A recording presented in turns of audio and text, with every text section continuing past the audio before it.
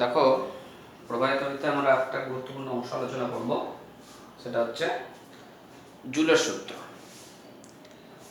তা জুলের সূত্র মাথায় রাখবে যে এটা হচ্ছে পরিবাহীতে যখন তড়িৎ প্রবাহিত হয় তখন যে তাপ উৎপন্ন হয় সেই সংক্রান্ত একটা সূত্র। তাহলে মাথায় রাখবে, পরিবাহীতে তড়িৎ প্রবাহের সময় যে তাপ উৎপন্ন হয় সেই সংক্রান্ত একটা সূত্র, এটাকে আমরা বলছি জুলের সূত্র। তাহলে এখন বিষয় হচ্ছে পরিবাহীতে তড়িৎ প্রবাহের সময় তাপ উৎপন্ন হয় কেন। দেখো, ধরে নাও এটা একটা পরিবাহী, এর মধ্যে দিয়ে তড়িৎ প্রবাহিত হচ্ছে। তা তড়িৎ মানে কি? তড়িৎ প্রবাহিত হওয়া মানে আমরা জানি যে কোনো পরিবাহীর মধ্যে দিয়ে কিছু মুক্ত ইলেকট্রন প্রবাহিত হচ্ছে। এখন এর উপর দিয়ে প্রবাহিত হচ্ছে, মানে পরিবাহীর উপর দিয়ে প্রবাহিত হচ্ছে মুক্ত ইলেকট্রন। আর এইখানে এই পরিবাহীর মধ্যে আগে থেকেই অনেক পরমাণু উপস্থিত আছে। তাহলে এই মুক্ত ইলেকট্রনগুলো যখন আগে থেকে পরিবাহীতে উপস্থিত যে পরমাণুগুলো আছে তার সঙ্গে সংঘর্ষ ঘটাচ্ছে, সেই সংঘর্ষ ঘটার ফলে তাপ উৎপন্ন হচ্ছে। আমরা কি জানি যে কোনো সংঘর্ষ হলেই তাপ উৎপন্ন হয়। তাহলে এখানে তাপ উৎপন্ন হওয়ার যে কারণ, সেই কারণটা কি না, তো পরিবাহীতে উপস্থিত পরমাণু এবং পরিবাহীর মধ্যে দিয়ে প্রবাহিত যে ইলেকট্রন, তাদের মধ্যে যে সংঘর্ষ, সেই সংঘর্ষের ফলে তাপ উৎপন্ন হয়। তাহলে মাথায় রাখবে, পরিবাহীর মধ্যে উপস্থিত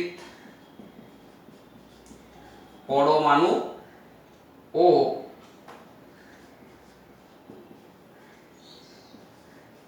পরিবাহীতে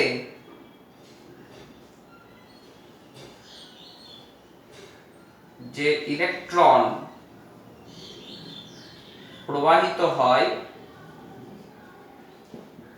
তাদের সংঘর্ষে তাপ উৎপন্ন হয়। তাহলে পরিবাহীতে তড়িৎ প্রবাহের ফলে যে তাপ উৎপন্ন হয় তার উৎস হচ্ছে সংঘর্ষ, ইলেকট্রনের সঙ্গে পরিবাহীতে উপস্থিত যে পরমাণুগুলো আছে তার মধ্যে সংঘর্ষ।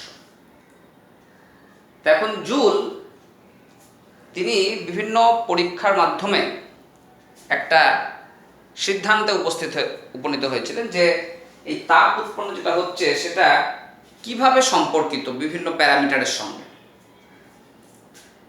তা জুল এই সংক্রান্ত তিনখানা সূত্র আবিষ্কার করেছেন, সেগুলোকে আমরা বলবো জুলের সূত্র।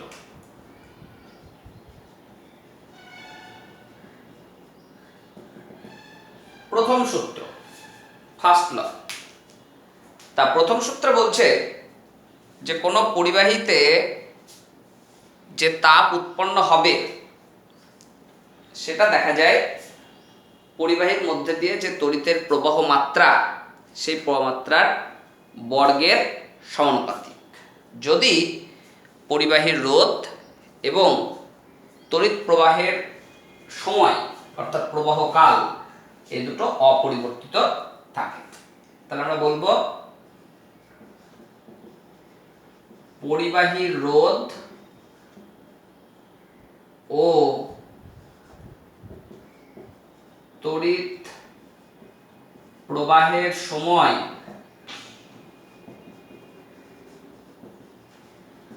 অপরিবর্তিত থাকলে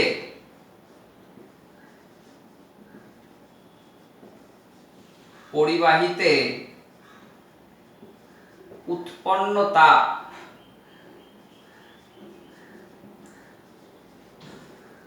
পরিবাহীর মধ্যে দিয়ে প্রবাহিত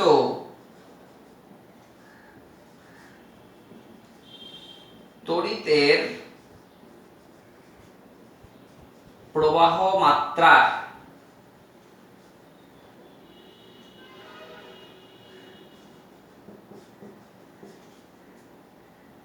বর্গের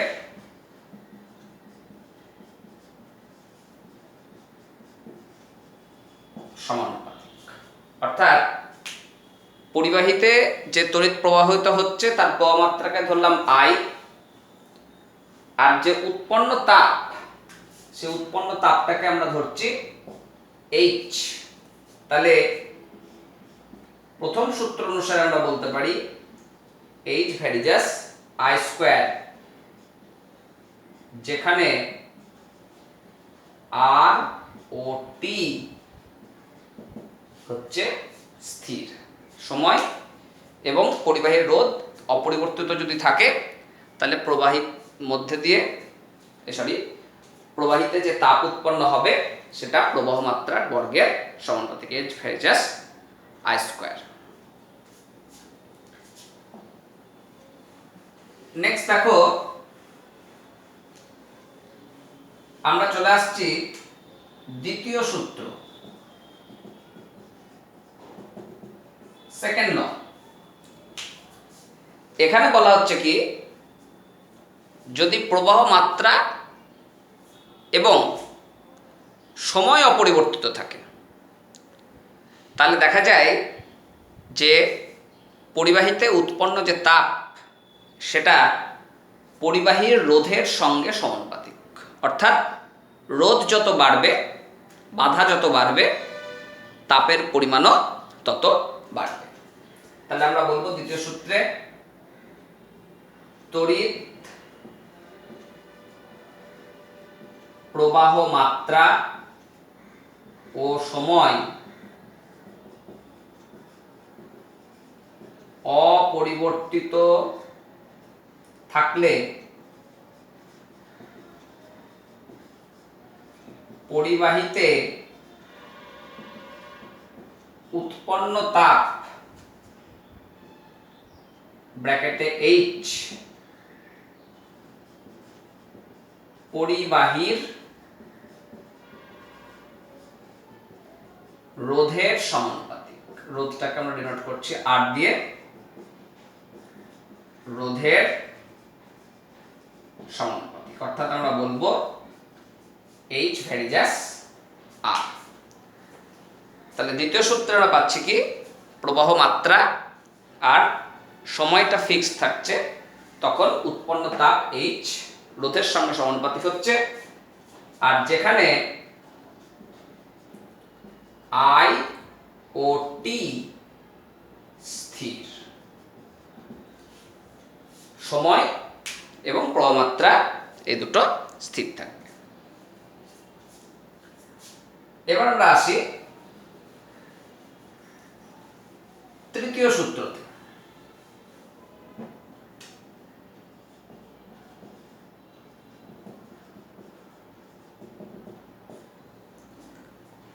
এখানে বলা হচ্ছে যে প্রবাহ মাত্রা এবং রোধ এই দুটো যদি অপরিবর্তিত থাকে তাহলে পরিবাহীতে যে উৎপন্ন তাপ সেটা সময়ের সঙ্গে সমানুপাতিক। অর্থাৎ যত বেশি সময় আমি তড়িৎ পাঠাবো তত পরিবাহী বেশি উত্তপ্ত হবে, আর যত কম সময় ধরে পাঠাবো তত পরিবাহী কম উত্তপ্ত হবে। দেখবে এটা আমরা বাস্তবেও দেখতে পাই। তুমি ধরো একটা আয়রন নিলে কাপড় জামা ইস্ত্রি করার জন্য, এবার যদি তুমি অনেকক্ষণ ধরে কারেন্ট পাঠাও তাহলে বেশি গরম হবে, আর যদি অল্প কারেন্ট পাঠিয়ে বন্ধ করে তাহলে অল্প গরম হবে। তাহলে সময় বাড়ার সঙ্গে সঙ্গে দেখা যাচ্ছে যে উৎপন্ন তাপ কিন্তু বাড়ছে, আবার সময় কমার সঙ্গে সঙ্গে উৎপন্ন তাপ কমে যাচ্ছে। তাহলে এটাকে আমরা বলবো সমানুপাতিক। তাহলে আমরা বলবো তড়িৎ প্রবাহ মাত্রা ও পরিবাহীর রোধ অপরিবর্তিত থাকলে পরিবাহীতে উৎপন্ন তাপ ব্র্যাকেটে H তড়িৎ প্রবাহের সময়ের সঙ্গে সমানুপাতিক।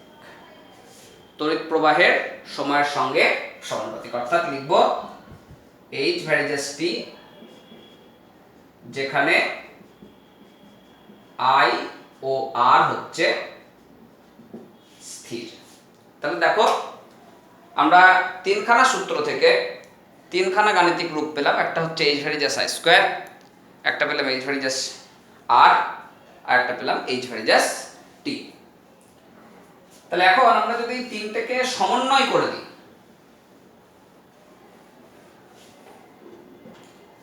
তাহলে প্রথম, দ্বিতীয় ও তৃতীয় সূত্রের সমন্বয় করে পাই। তাহলে আমরা পেয়েছি H varies as I square, H varies as R আর H ভ্যারিজাস T।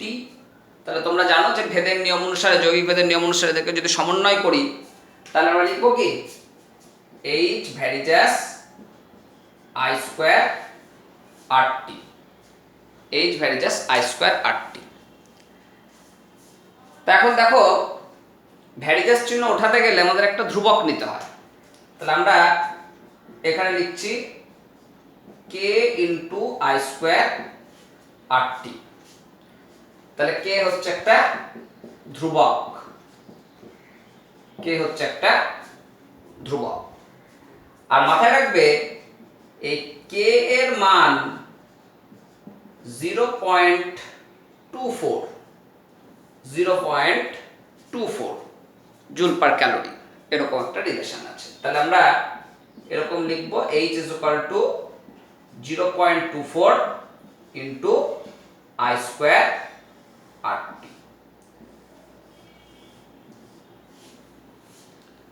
তাহলে এইটা হচ্ছে আমাদের জুলের সূত্রের গাণিতিক রূপ। এখান থেকে অঙ্ক আমাদের করতে আসতে পারে। আবার দেখো এই জুলের সূত্রটাকে আমরা কার্যের রাশিমালা থেকেও প্রতিষ্ঠা করতে পারি।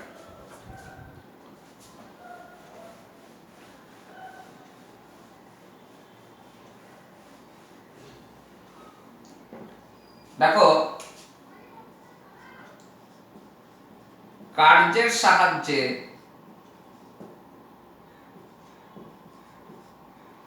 জুলের সূত্রের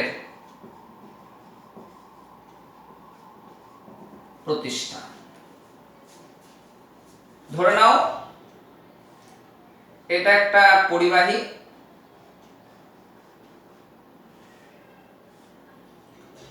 যার বিভব প্রভেদ হচ্ছে V, দুই প্রান্তের বিভব পার্থক্য V। ধরি একটি পরিবাহীর দুই প্রান্তের বিভব প্রভেদ V, আর এই পরিবাহীর মধ্যে দিয়ে ধরে নাও যে Q পরিমাণ তড়িৎ প্রবাহিত হচ্ছে। পরিবাহীর মধ্যে দিয়ে Q পরিমাণ তড়িৎ প্রবাহিত হয়। তাহলে এই Q পরিমাণ তড়িৎকে প্রবাহিত করতে যে কৃতকার্য হবে তাকে যদি আমরা W ধরি, Q পরিমাণ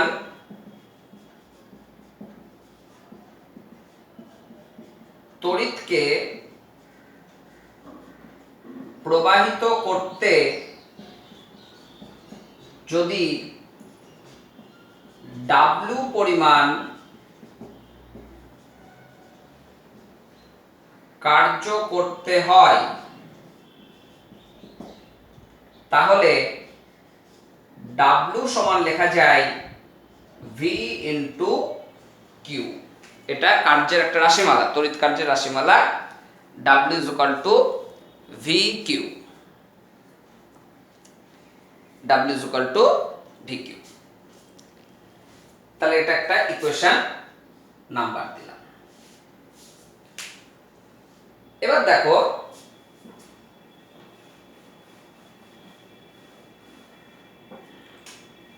ওহমের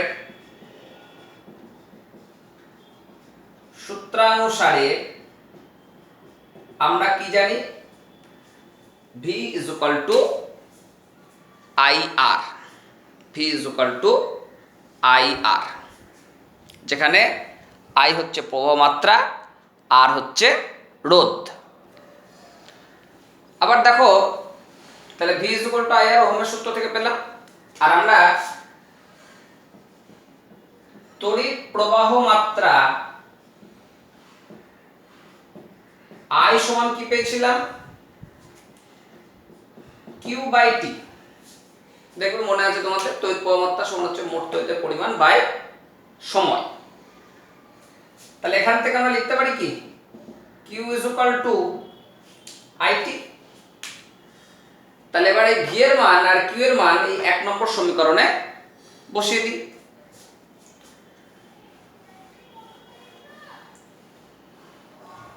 তাও কি বলছি? ভি ও কিউ এর মান 1 নং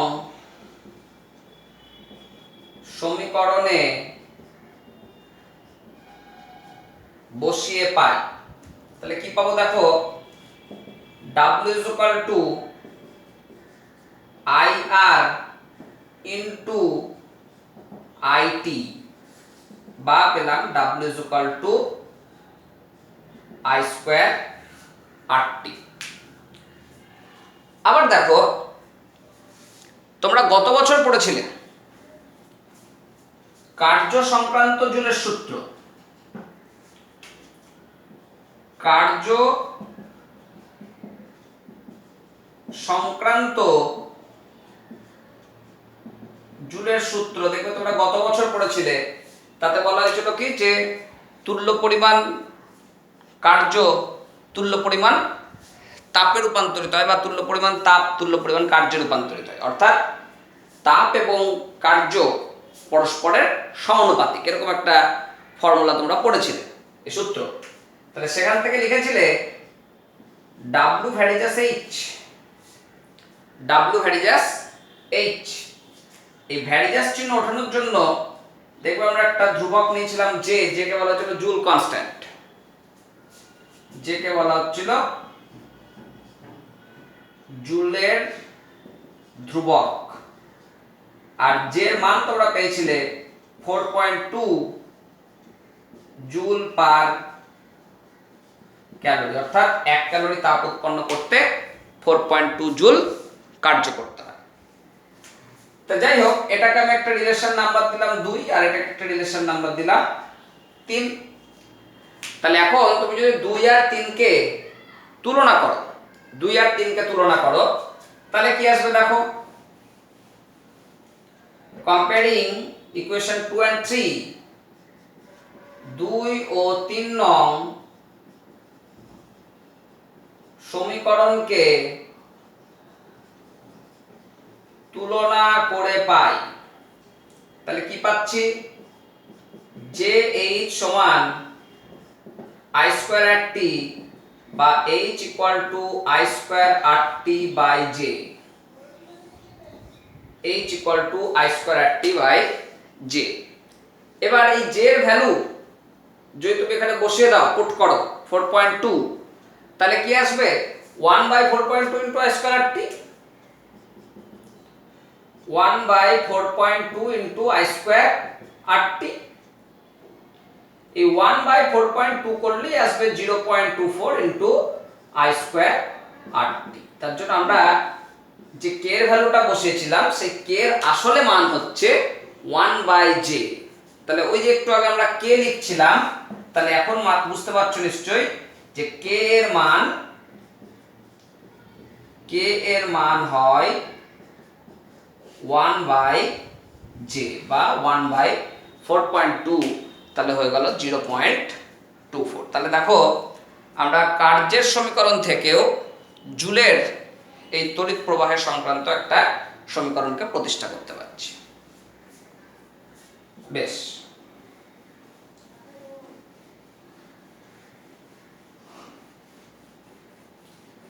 এবার আজকে আমরা আলোচনা করব যে প্রাত্যহিক জীবনে ব্যবহৃত হয় এরকম কিছু যন্ত্র যেগুলো তাপ উৎপাদন করে, সেরকম কিছু যন্ত্র আমরা আলোচনা করব।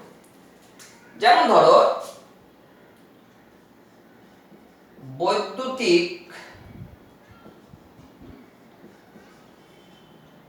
বৈদ্যুতিক ইস্ত্রি আমাদের সবার বাড়িতেই আছে। দেখবে এরকম একটা ত্রিকোণা পাটাতন থাকে আর তার গায়ে এরকম একটা তাপরোধী পদার্থের হাতল লাগানো থাকে, আর এর সঙ্গে বৈদ্যুতিক তার সংযোগের ব্যবস্থা থাকে। এটাকে দিয়ে আমরা সরলরৈখিক করি। তো এখন এই যন্ত্রটার ভিতরে আছেটা কি আর কিভাবে বা কাজ করে?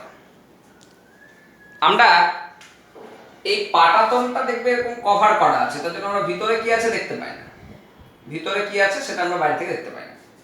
আসলে এই যে ত্রিভুজাকৃতি পাটাতন, এই পাটাতনের নিচে থাকে অভ্র আস্তরণ।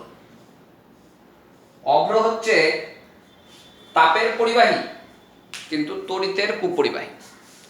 এরকম অভ্র দেওয়া থাকে।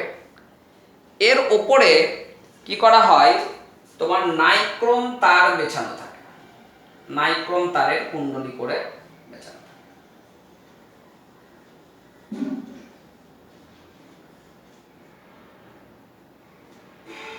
এই তারটাকে নিয়ে গিয়ে আমরা সুইচ বোর্ডে যুক্ত করে দিচ্ছি। তাহলে এইখানে ভেতরে যে তার সেটা হচ্ছে নাইক্রোম তার। তা নাইক্রোম কি? নাইক্রোম হচ্ছে একটা সংকর ধাতু। মাথায় রাখবে কম্পোজিশন গুলো। নাইক্রোম উপাদান যেটা, সেটার মধ্যে আছে লোহা, নিকেল আর ক্রোমিয়াম। লোহা, নিকেল ও ক্রোমিয়াম, এই তিনটে ধাতুর একটা সংকর ধাতু হচ্ছে নাইক্রোম। এর বিশেষ বৈশিষ্ট্য হচ্ছে রোধ খুব বেশি। রোধ বেশি হলে কি হবে, যখনই তুমি তড়িৎ প্রবাহ পাঠাবে, রোধ বেশি হলেই উৎপন্ন তাপের মান অনেক বেড়ে যাবে। কারণ আমরা দ্বিতীয় সূত্রে পেয়েছি H ভ্যারিজাস R, তাহলে রোধ বাড়লে তাপ উৎপাদন ক্ষমতা বাড়ে।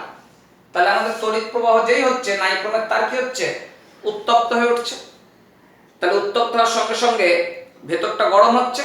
তখন আমরা কি করছি, আমাদের জামা কাপড়কে প্রেস করার জন্য ওই গরম ইস্ত্রি ওর উপর দিয়ে চালাচ্ছি, জামা কাপড় বেশ সুন্দর শৌখিন হয়ে উঠছে। একই রকম ভাবে আমাদের বাড়িতে ব্যবহৃত হয় আর একটা গুরুত্বপূর্ণ যন্ত্র, সেটা হচ্ছে বৈদ্যুতিক হিটার। হিটার আমরা সবাই দেখেছি, একটা চীনামাটির পাটাতনের উপরে এরকম দেখবে খাঁজ খাঁজ করা থাকে।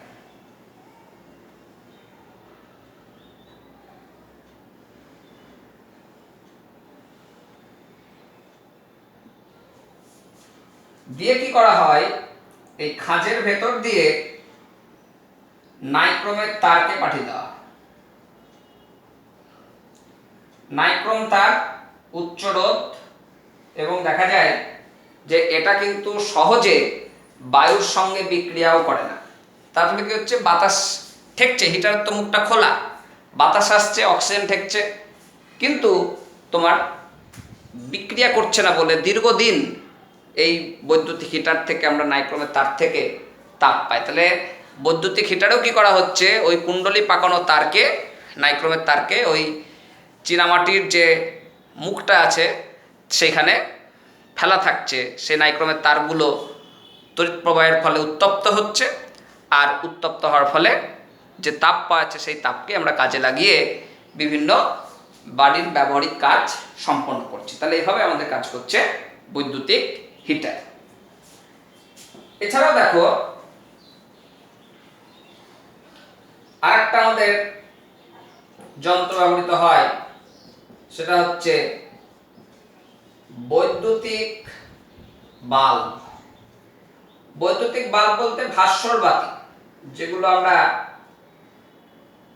কাঁচের মধ্যে দেখি। এলইডি সিএফএল এর কথা বলছি না, সাধারণ বাল্ব। এখানে এরকম মোটা দুখানা তার থাকে, এই দুখানা তারের সঙ্গে একটা রকম কুণ্ডলী পাকানো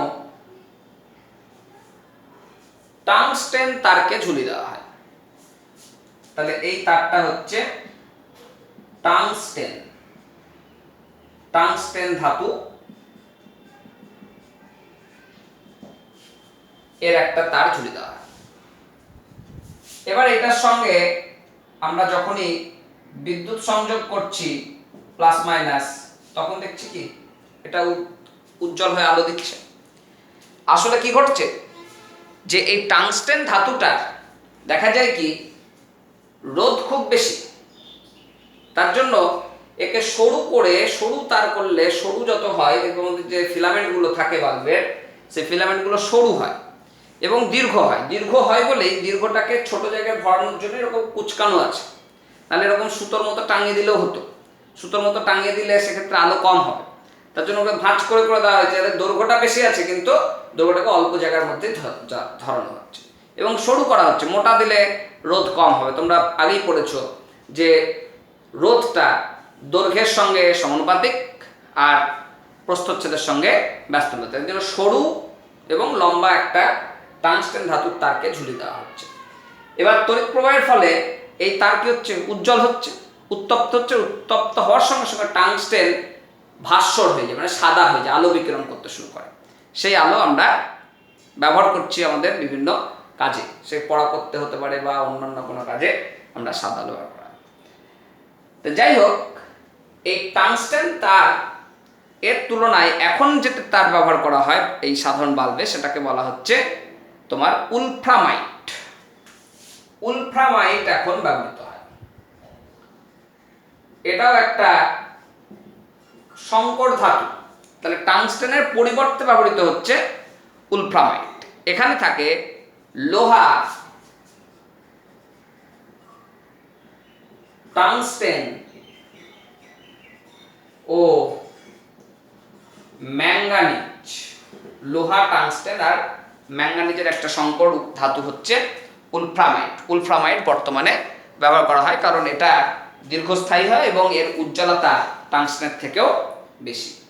তাহলে এই যে ঘটনাগুলো দেখছো, বৈদ্যুতিক হিটার, ইস্ত্রি বা বৈদ্যুতিক বাল্ব, এগুলো কিন্তু সবই তড়িৎ প্রবাহের তাপীয় ফল। তড়িৎ প্রবাহের ফলে যে তাপ উৎপন্ন হচ্ছে, সেই তাপের দ্বারাই এই যন্ত্রগুলো কিন্তু কার্য করছে। নেক্সট দেখো,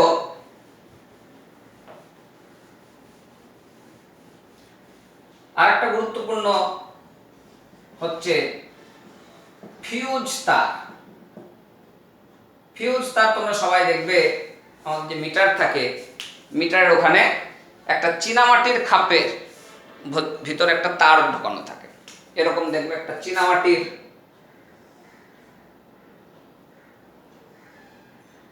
এরকম দাঁত দাঁত করা থাকে, যার ভেতরে তোমার এরকম ভাবে একটা তার জুড়ে দেওয়া হয়। এটা সার্কিট ক্লোজ করতে ব্যবহার করা হয়, আমাদের বাড়ি ঘরে থাকে, বোর্ডে সুইচে থাকে। তা এর কাজটা কি? এর কাজ হচ্ছে যদি কোনো কারণে গৃহবর্তনীতে, ঘরে উচ্চ তড়িৎ প্রবাহ সৃষ্টি হয়, ধরো কত শর্ট সার্কিট হচ্ছে বা কিছু, উচ্চ তড়িৎ প্রবাহের সৃষ্টি হচ্ছে, তখন আমাদের ঘরে যে যন্ত্রপাতিগুলো থাকে, ফ্যান, টিউবলাইট, সাধারণ বাল্ব, টিভি, এই যে সাধারণ যন্ত্রপাতিগুলো, এগুলোতে কি হয়, সাধারণত এগুলো সব 220 ভোল্ট বিভবের মধ্যে চালানোর মতন করে এগুলোকে তৈরি করা হয়েছে। কিন্তু হঠাৎ করে ধরো বেশি বিভবের কারেন্ট চলে আসলো, হয়তো 300 ভোল্ট কি 400 ভোল্ট চলে আসলো, তাহলে কি হবে, তোমার যন্ত্রপাতিগুলো সব নষ্ট হয়ে যাবে। তার জন্য ফিউজ তার ইউজ করা হয়। ফিউজ তারটাকে মেন লাইনে বসানো থাকে, ধরো এই তারটা আসছে, এটা এখানে সংযোগ হচ্ছে, আর একটা তার এখানে সংযোগ হচ্ছে, তাহলে এই ধার দিয়ে তড়িৎটা আসছে, তারপরে তড়িৎটা এই ভিতর দিয়ে এসে ফিউজ তারের ভিতর দিয়ে এই ধার দিয়ে এসে আবার এই গৃহবর্তনীতে ঢুকে গেল। তা যখন এই ফিউজ তারটা অ্যাপ্লাই করছি, ফিউজ তারের কাজ হচ্ছে, যদি কোনো কারণে তড়িতের প্রবাহমাত্রা বেড়ে যায়, বিভব প্রবাহ বাড়ে, তড়িৎ প্রবাহমাত্রা বাড়ে, তখন দেখা যাবে তারটা নিজে নিজেই গলে যাবে, পুড়ে যাবে। তাহলে তারটা গলে গেলে কি হবে, তড়িতের বর্তনী বিচ্ছিন্ন হচ্ছে, আর বর্তনী বিচ্ছিন্ন হলে তড়িৎ কিন্তু আর এইটার মধ্যে দিয়ে আসবে না। তার ফলে ঘরের যে যন্ত্রপাতিগুলো আছে, সেই ঘরের যন্ত্রপাতিগুলো অক্ষত থাকবে, কোনোভাবে নষ্ট হবে না। তা ফিউজ তার এটা তৈরি করা হয়, এর উপাদান হচ্ছে টিন থাকে 25%, আর সীসা এটা থাকে 75%। টিন আর সীসা দ্বারা তৈরি হচ্ছে তোমার ফিউজ তার। তাহলে এর প্রধান কাজ হচ্ছে যে গৃহবর্তনীকে সুরক্ষিত করা। আর এই ফিউজ তারের বৈশিষ্ট্য মাথায় রাখবে, গলনাঙ্ক খুব কম, অর্থাৎ যেই তড়িৎ প্রবাহমাত্রা বাড়বে, তাপ বাড়বে, আর তাপ বাড়লে সঙ্গে সঙ্গে গলনাঙ্ক কম বলে গলে যাবে। আর দ্বিতীয়ত হচ্ছে রোধাঙ্ক উচ্চ বা উচ্চ রোধযুক্ত, উচ্চ রোধযুক্ত। তাহলে উচ্চ রোধযুক্ত হওয়ার ফলে কি হয়, যে তড়িতের প্রবাহমাত্রা সামান্য বাড়ার সঙ্গে সঙ্গে তাপ প্রোডাকশনটা, তাপ উৎপন্ন হওয়াটা অনেক বেশি হয়, যার ফলে খুব সহজেই এই ফিউজ তার গলে যায়। তাহলে আমরা ফিউজ তারের কার্যনীতি একটু মাথায় রাখবো, ফিউজ তার কিভাবে কাজ করে, ফিউজ তারের বৈশিষ্ট্য কি, ফিউজ তারের উপাদানগুলো কি। আর দেখো আমাদের একটা সংক্ষিপ্ত টার্ম আছে, সেটা হচ্ছে শর্ট সার্কিট। শর্ট সার্কিট কি? এই শর্ট সার্কিট, যদি দেখা যায় কোনো কারণে তড়িতের প্রবাহমাত্রা খুব বেশি হয়, তখন সেই ঘটনাকে বলা হয় শর্ট সার্কিট। বিষয়টা কি, দেখো আমাদের যে মেন লাইন, তার দুটো তার থাকে, এই ধরে নাও নিউট্রাল তার, আর এই ধরে নাও লাইভ তার।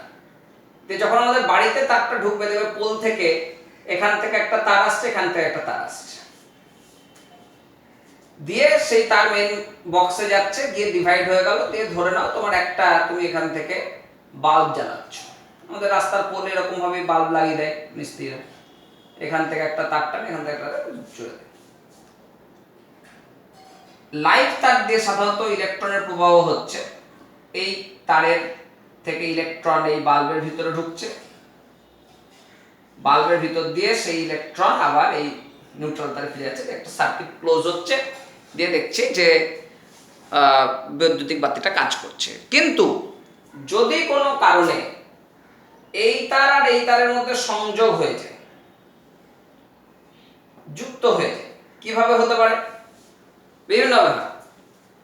ধরো ঝড় বৃষ্টি হচ্ছে, কাঁচা কাঠ, কাঁচা ডাল, ধরো নারকেলের একটা ডেগো এসে পড়লো তারে, তাহলে ছিঁড়ে এসে পড়লো, এবার এই দুটো তারকে একসঙ্গে টাচ করলো, তাহলে কি হবে, তারটা এই দুটোর মধ্যে সংযোগ হচ্ছে, আর যেহেতু নারকেলের ডেগো তোমার কাঁচা, তাহলে তড়িতের সুপরিবেশ, তার ফলে কি হবে, দ্রুত এর মধ্যে দিয়ে তড়িৎ প্রবাহিত হতে শুরু করে। দ্রুত তড়িৎ প্রবাহের ফলে এখানে প্রবাহ মাত্রা এত বেড়ে যাবে যে তোমার এই সমস্ত লাইনগুলো অনেক সময়তে পুড়ে যায়। তাহলে এই ঘটনাটাকে বলা হচ্ছে শর্ট সার্কিট। শর্ট সার্কিট মানে যদি কোনো কারণে লাইভ তার এবং নিউট্রাল তারের মধ্যে সংযোগ স্থাপিত হয় তাহলে দেখা যায় তড়িতের প্রবাহ মাত্রা অত্যন্ত বেড়ে যায়, তখন সেই ঘটনাটাকে বলা হয় শর্ট সার্কিট। এবং এই তড়িৎ প্রবাহ মাত্রা বেড়ে গেলে দেখা যাবে তোমার যে ফিউজ থাকে, এগুলো ট্রান্সফর্মার থাকে, তো এই তারগুলো কোথা থেকে আসে? ট্রান্সফর্মার থেকে আসে। এরকম ট্রান্সফর্মার আছে, সেই ট্রান্সফর্মার থেকে তারগুলো বেরিয়েছে, আর এই ট্রান্সফর্মারতে কি করা আছে? এখানে ফিউজ বসানো আছে, এখানে একটা ফিউজ বসানো আছে। তাহলে যদি দেখা যায় যে কোনো কারণে তড়িৎ প্রবাহ বেড়ে গেল, সঙ্গে সঙ্গে ফিউজের ভেতরে যে তার আছে, সেই ফিউজের ভেতরে তার নিজে নিজেই ছিন্ন হয়ে যাবে, দিয়ে শর্ট সার্কিট থেকে রক্ষা করবে। তাহলে শর্ট সার্কিট হচ্ছে এই নিউট্রাল তার এবং লাইভ তার, এদের মধ্যে যদি কোনো কারণে সংযোগ স্থাপিত হয়, তখন দেখা যায় যে পরিবাহীর মধ্যে দিয়ে দ্রুত তড়িৎ প্রবাহিত হচ্ছে, তখন সেই ঘটনাটাকে আমরা বলি শর্ট সার্কিট। তা যাই হোক, আমরা আজকে এই পর্যন্ত আলোচনা করলাম। আর একটু আমাদের আলোচনা করতে হবে তড়িৎ ক্ষমতা সম্বন্ধে, তাহলে প্রথম অংশটা শেষ হয়ে যাবে। আমি বলেছিলাম প্রথম অংশটা শেষ হলে তারপরে আমাদের আছে তড়িৎ চুম্বক সংক্রান্ত অংশ, ওখানে কোনো অঙ্ক পাবে না, শুধু কতগুলো সূত্র ফর্মুলা আছে। ঠিক আছে, এটা তৈরি করে নাও। নেক্সট আমরা কিছু তড়িৎ ক্ষমতার অংশটা পড়ে নিয়ে অঙ্ক করে নেব, তাহলে এই প্রথম অংশটা শেষ হয়ে যাবে। খুব গুরুত্বপূর্ণ, প্রথম অংশটা সব থেকে বেশি গুরুত্বপূর্ণ। পরের অংশটা তুমি অঙ্ক বিশেষ কিছুই পাবে না, সবই সূত্র কতগুলো আছে, সূত্রগুলো পড়লেই হয়ে যাবে।